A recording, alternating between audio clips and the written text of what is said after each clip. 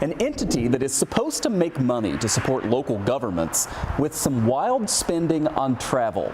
Now, this is just the latest unflattering report about Western Region Off-Track Betting, or OTB. Investigative Post got receipts for travel for the past year for its departing president and CEO, Henry Wojtaszek. He was recently replaced by former Buffalo Mayor Byron Brown.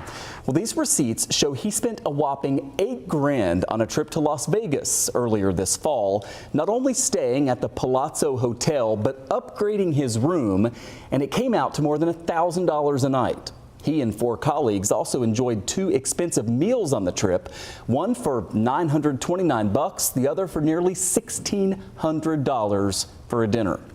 The second most expensive trip he took was to Saratoga, New York for a conference in August that cost more than $4,300. His hotel averaged nearly $400 a night, and he expensed a dinner for himself and 8 others, costing nearly $2,500. J. Dale Shoemaker reported out this story for Investigative Post, and he joins me now live. I want to start here with why this matters, and I always think of that when we cover these OTB stories, as we all have been for many years now. It's because OTB is supposed to make money that then goes back to a bunch of our counties and municipalities. So this stuff matters, right?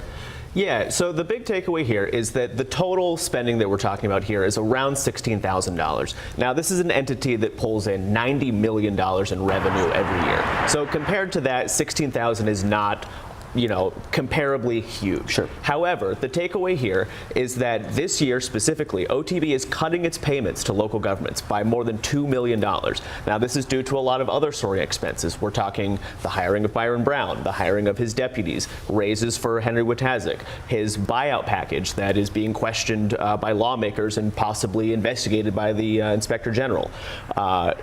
All of those expenses are combining into a reality where local governments like Buffalo, Erie County, etc. are getting less money from this entity. At the same time that that's happening, the outgoing CEO, knowing that he was leaving at the end of the year, is going to Vegas, is going to Saratoga Springs, is going to New York City, and spending, like you just said, $2,400 on a steak dinner. Yeah.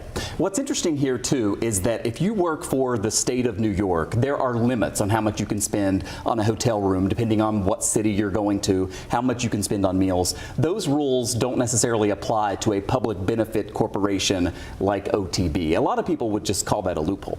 Yeah, so that's, OTBs have, enjoyed that quote unquote loophole for a long time. They are not governed by the same laws that other public authorities in New York are. So if you look at the receipts, there are some examples where they kind of seem to be following the guidelines. The dinners are limited, lunches are limited, the hotels in a couple cases are more modest. However, at the same time, you've got other trips where they're kind of spending $1,200 on a hotel, $3,300 on a hotel, $1,500 on dinner. So they are, in some cases, following the guidelines, but in other cases saying, we don't have to. Yeah. Finally, there is new leadership at OTB. Henry Wojtaszek is on his way out. Byron Brown is now the president and CEO. I know you talked with one member of the board who has suggested maybe there should be some reform in all of this. Is that likely? Well, it is possible. So the person that we're talking about here is Crystal Rodriguez Dabney. She is a former deputy of Byron Brown when he was the mayor here. She is Buffalo's representative on this board. She is still very close with the former mayor. So when I contacted her for this story, she was very concerned and said, I immediately called the former mayor and I had a discussion with him, and we are talking about putting some new rules in place.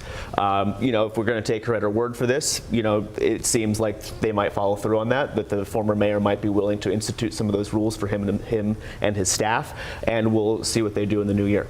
$1,000 a night to stay at the Palazzo in Vegas. If you've been to Vegas, you can get hotels for quite a bit cheaper than that. Go to investigativepost.org. Ton of information on this. J. Dale, thanks for coming in. Thanks, Steve. Appreciate it.